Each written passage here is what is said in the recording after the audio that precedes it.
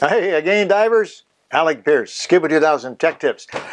First of all, let me say thanks again for all the comments and the questions, and most of the comments. Some of the comments were a little interesting, but everybody has their own way of scuba diving and organizing the equipment, and I appreciate that more than anybody.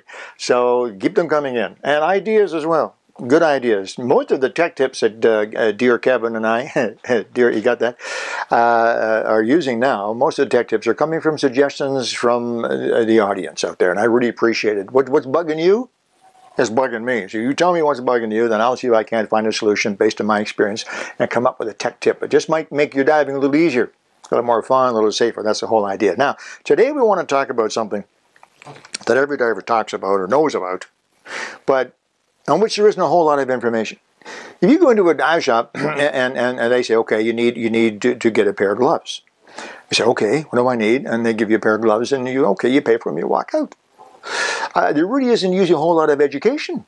There's not a whole lot of that you can read, quite frankly, about them. Why this, why that, and so on. So let me take just a few minutes of your time, 4 or 5 minutes of your time, and explain a little bit about gloves that are used by scuba divers worldwide, all over different environments, and we'll talk about the differences and how they affect you, good or bad. Okay? So first of all, in order to talk about gloves, we need to talk about diving. And what I mean is the environment where you're diving. And I'm going to start today with the warmest and go to the coldest. Some of us are warm water divers only, some of us are cold water divers only, and that'll change. And some of us enjoy both. That's what I do. What I do, I have to be honest, most of my diving in warm water. So let's start with warm water. If you're diving in warm water, and I mean warm water means anything above 70 degrees. So that's anything probably south of the Mason-Dixon line, Florida, and South Pacific, Caribbean, even the Mediterranean, although it's not a warm ocean, and the Red Sea. Any of those areas where it's considered warm water diving, where you would wear an exposure suit of 3 or 5 mil, then you need warm water gloves for those areas. And there's a good many of them on the market. I'm not suggesting this particular one that I've chosen from our display, we have several out there, is necessarily the best, but it's typical.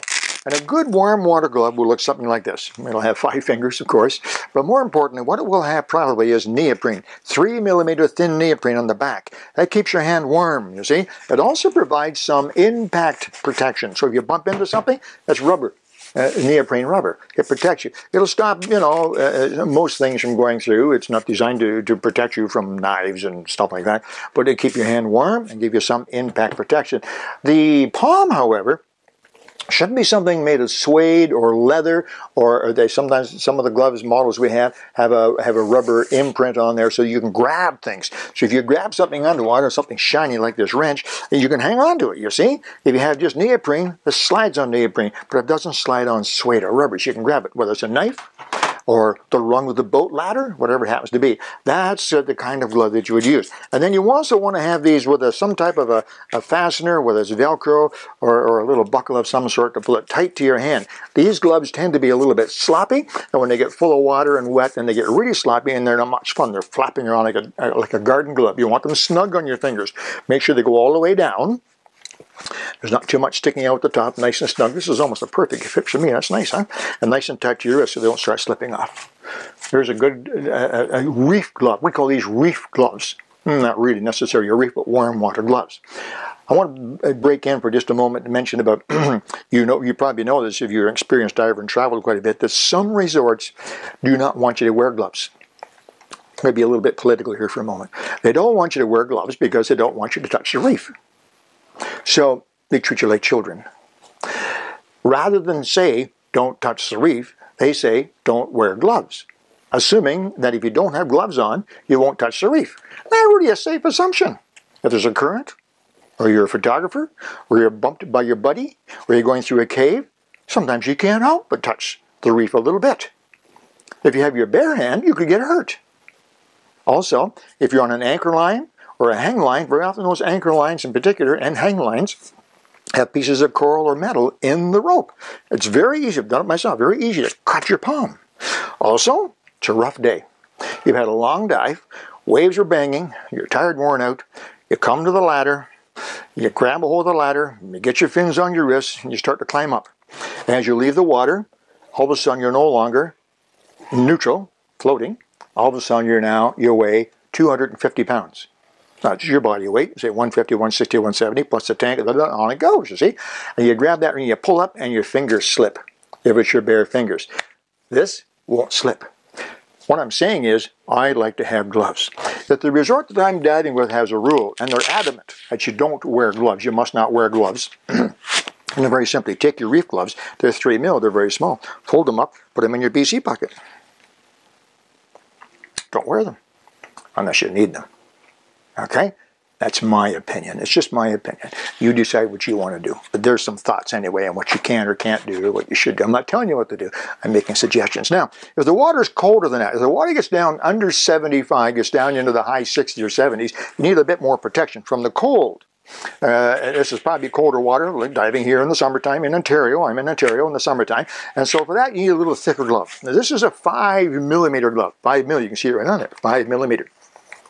Same style, still has 5 fingers, thumb on this side, and let's go up. So you get it on, and that, somehow I managed to pick up a size small. This won't lock well on my hand, but it just slides on. You check the fingers as well to make sure they're nice and stretchy. This is a small one that fits me well. It's not really good. It's pretty tight, like this. You don't need the Velcro closure because chances are you'll be wearing a wetsuit. So your wetsuit, if it's long enough, will go over the glove, or if the wetsuit goes right down to your at wrist bone, the glove will go over the wetsuit. Makes a nice tight seal. You don't really have to have any straps on there. I'm not crazy about those straps with a wetsuit because if you need to pull the glove off for some reason, it gets tough to get off. Partly because of the strap and also partly because you have one of these thicker gloves on this hand. With this glove on, sometimes it's hard to grab those Velcro straps and buckles. So you don't really need, normally I don't think you need to have a wrist strap on with this type of glove. And this is a glove that has those rubber imprints. You see them on there? It's kind of a rubber sticky thing. So if I want to grab something, a bolt ladder or something else, I can grab it and it sticks in the glove. You see, I can't pull that out. Nylon doesn't do that. So make sure that the palm has some type of material, usually imprinted like this, a rubber pattern on there that allows you to grab things. And a 5 millimeter glove like this will keep you warm. As a matter of fact, even in cold water, if you have a good wetsuit or a dry suit, so your body is kept toasty warm, then your hands won't normally get cold. If you know about hypothermia, meaning your extremities start to lose heat and get cold, is because your body's getting cold. So if you have a good suit and you're staying warm in your body, your extremities won't get too cold. Just a 5 millimeter glove will usually do the trick. Even when we go ice diving, that's cold water. If you have a good wetsuit or good dry suit, and it's a short dive, 15 to 20 minutes, a 5 millimeter glove is usually all you need. So these are very, very versatile. These can be worn down south as well, although they are a little bit bulky and particularly warm. I'm getting warm already in there. So suppose it is a bit colder. I'll get this thing off of me here. Suppose it is a bit colder. What can you do? Well, there are other options as well. Before I leave this, however, if you dive here in the Great Lakes region, whether you're on the American side or the Canadian side, you know we have another issue up here. I think it's called zebra mussels. Makes the water very clear. However, it completely covers the shipwrecks. It don't look like shipwrecks anymore. And even worse, for scuba divers, it destroys wetsuits. Those zebra mussels, if you grab them or kneel on them or crawl on them, it tears up the wetsuit. So you can also get a 5 millimeter glove. This is 5 millimeter. Okay. This particular one does have a Velcro strap. Just to show you some of the differences, it does have a Velcro strap, so you can put it on nice and tightly. Like it or not. But look at the surface. This is what they call armored tech. It's a very, very tough material. What is this material called? What are they using? Kevlar. It's like Kevlar. They use in bulletproof vests. No, it's not bulletproof. Oh, okay. However, it's very, very tough. So with this, you can crawl around, you can grab shipwrecks. If you're not supposed to do that, but you know what I mean. If you're touching, leaning, pushing, crawling on zebra mussels, on the rocks or whatever, they won't break through this. So that's something else to keep in mind, that you need to have a glove that suits your diving conditions. In both cases, these gloves are 5 millimeter. This might be a little warmer, a little longer gauntlet, and a strap on it. And it has the armor tech. Something else to think about. Okay? Now, suppose you're very sensitive to the cold. In 80-degree water, your hands get cold. No, that wouldn't happen. But you like diving up here, but you get cold. Even with a good glove and a good wetsuit, you still get cold. Well, what you can do is go for the old-fashioned dummy mitt. That's what we used to call them. We call them dummy mitts because you can't do anything with them. Remember these? They usually have a string that runs up. Remember, your mom and dad, they had a string between them so you wouldn't lose one because you can't buy one. You know, okay, not quite that bad, but these are mitts, not gloves. They're mitts. Exactly what they are. And these normally have a nice long gauntlet, you see. Because they are for colder water, there's the presumption, that you want to have a nice long gauntlet so it comes way up above on your wetsuit, seals nice and snugly there with a piece of Velcro, tightly against your wetsuit. There you are, you're all sealed in. You still get wet in these because there is an opening there. You get a little bit wet in here. But the nice thing about these dummy mitts is, just as when you wear mitts out in the cold and the snow, if your finger gets cold, it's usually this finger, it's separated so you can push buttons and so on. Signal your buddy. Anyway, the nice thing, just as with mitts in the snow, you can take this and you can pull that finger in, and you can pull the thumb in, and you can put them all, look at it's a fist in there. I can get my fingers nice and warm for a few minutes. And then when I'm ready to carry on, or if I need to, I quickly pop them out, and there's my fingers and thumb back. That's a small thing, but sometimes if your hands are very sensitive, or you're going to be in the water for a long, long time, cold water, then a mitt, not a glove, a mitt may be the answer. Otherwise, these are standard. Again, they're 5mm neoprene, and they have an imprint on here, a rubber imprint, or a textured imprint anyway, that allows you to grab things. Okay, mitts. Let's talk about one more type of glove. Maybe you have a dry suit. You like diving in cold water a great deal. Whether it's here, the Great Lakes, one of the coasts. I don't know where all you people are that are watching me. I know some of you are out of the country entirely. I had one chap who's in Iceland. I got to believe the water is chilly up there. I'm not sure. Not been to Iceland. I want to go. Anyway, you wear a dry suit. You're lucky, huh? You have a dry suit. So a dry suit looks a little bit like this. Well, this is just the sleeve of a dry suit. It's not the whole dry suit, but a dry suit's like this. You can picture my whole body covered with this material. I'm in my dry suit, and I have a wrist seal. If you don't know about dry suits, this is called a wrist seal, and it seals the suit against your wrist, so now you can wear underwear inside here and keep it nice and warm. Now, many divers, when they have a dry suit, they will wear a 5mm glove, because the body's warm, the hands won't get cold. You can do that. Or, if it's particularly cold, they might put on a mitt. So you can wear a wetsuit mitt, this is really a wetsuit mitt, or a wetsuit glove, as we've discussed, with your dry suit. And if it works perfectly, fantastic. However, again, for those of you who have very sensitive hands and you get cold easily, you find you're getting cold, or if it's a long dive, everybody gets cold in a long dive, there's another option for you. Here's what you can do. Dry suit. First of all, you install on the wrist seal, comes as a kit, this ring. It's very easy to do. Install this plastic ring. That's not normally on a dry suit, okay? And then you put on a glove. There's different types. This is polypropylene.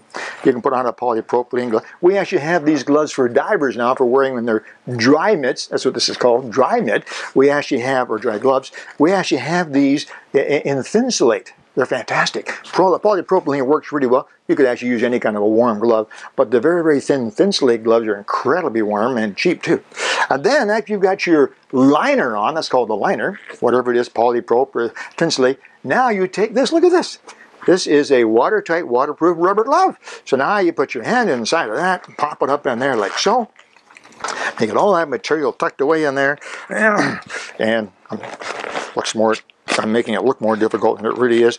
And this whole assembly squeezes together, one side there, and one side over here. And I can do this. Trust me, I can do this. There we go.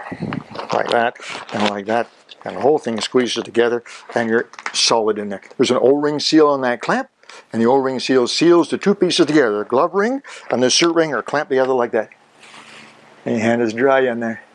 Look at that. You can take pictures underwater, Kevin. How about that? And stay nice and warm.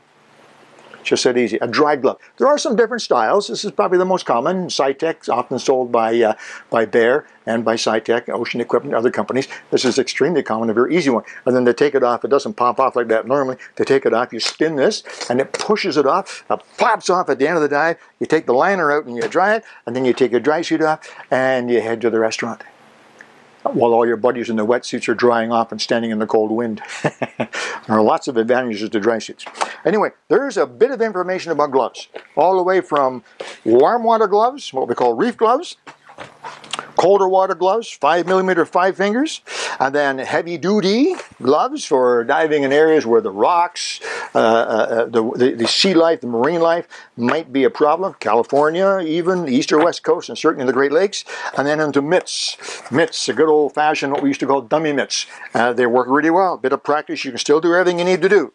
And then lastly, for dry suit owners, if you're not going to wear one of these wetsuit gloves, you need more protection, dry gloves.